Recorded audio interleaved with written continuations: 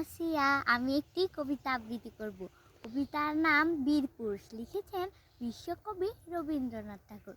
মনে করো যেন বিদেশ ঘুরে, মাকে নিয়ে যাচ্ছি অনেক দূরে। তুমি যাচ্ছ পালকিতে মা চড়ে, দরজা দুটো একটুকু ফাঁক করে। আমি যাচ্ছি রাঙা ঘোড়ার পরে, টগবগিয়ে তোমার পাশে পাশে।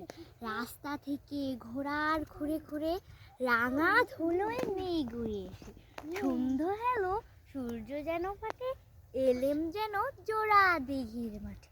ধু ধু করে যেদিক পানি চাই, কোনোখানে জনমানব নাই। তুমি যেন আপন মনে তাই ভয় পেয়েছো, ভাবছো এলেম কোথা। আমি বলছি ভয় করো না মাগো, ওই দেখা যায় ভরা নদী। আসসালামু আলাইকুম। মাশাআল্লাহ মাশাআল্লাহ। আর কবিতা ভালো লাগলে সবাই সাপোর্ট করবেন।